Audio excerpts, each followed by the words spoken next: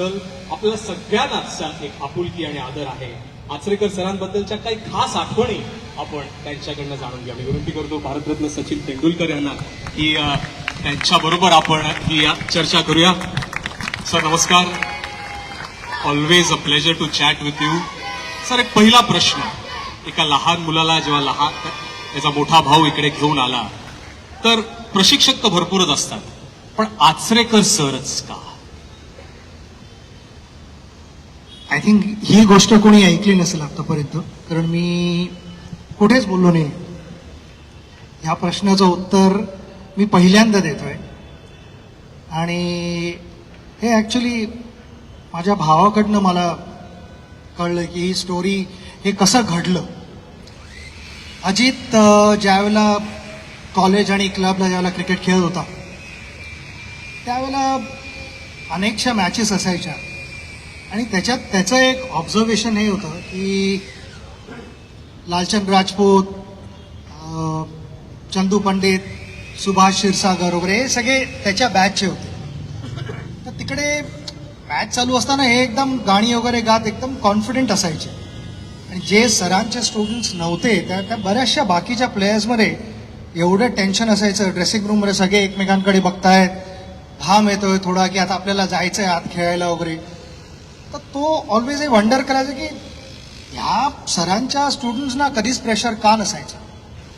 नंतर त्याने पण इकडे प्रॅक्टिस केली होती शिवाजी पार्कात. त्याला रिअलाईज झालं की सरांकडे प्रॅक्टिस मॅचेस व्हायच्या भरपूर आणि त्यामुळे एक जे मॅच टेम्परमेंट म्हणतो आपण ते डेव्हलप झालेलं ह्या सरांच्या सगळ्या स्टुडंट्सना. आणि मी म्हणेन की आय वॉज नो एक्सेप्शन तिकडे, कारण मी पण एवढ्या प्रॅक्टिस मॅचेस खेळलो आणि इकडे सगळे बसले तर सगळ्यांनाच सरांनी प्रॅक्टिस मॅचेस खेळायला लावले. आणि मला बऱ्याच वेळेला बॅटिंग करायला लागायची की शाळा संपवून यायचो आणि ज्या वेळेला एक प्रॅक्टिस मॅच चालू आहे त्यावेळेला सेकंड जे बॅटिंग करत असायचे त्यावेळेला ते सर सांगायचे की हा येईल आणि 4 नंबरवरती बॅटिंग करणार आहे. पण एक त्याच्यावर अजून एक कंडिशन होती की जर काय मी लवकर आऊट झालो तर मी आत येऊन ड्रेसिंग रूममध्ये नाही बसू शकत. आमच्या ड्रेसिंग रूम तर इकडे टेंट असायचं. तुला बाकीच्या ओव्हर्स फिल्डिंग करायला लागेल. तर त्यामुळे काहीही झालं तरी आऊट नाही व्हायचं. तर एक मॅच टेम्परमेंट, ती प्रॅक्टिस जी होती ती लहानपणापासूनच डेव्हलप झाली. आणि ती डेव्हलप झाली कारण मी सरांकडे गेलो. आणि हे डिसिजन माझ्या भावाचं होतं. त्याला कोणीही काही सांगितलं नव्हतं. त्याने स्वतःने ऑब्झर्व केलं होतं. आणि ह्या ज्या सरांच्या क्वालिटीज होत्या की ना इथे 365 दिवस होते. ज्या ज्या वेळेला पाऊस नाही पडला त्यावेळेला सरांच्या ग्राउंडवरती प्रॅक्टिस मॅच असायची.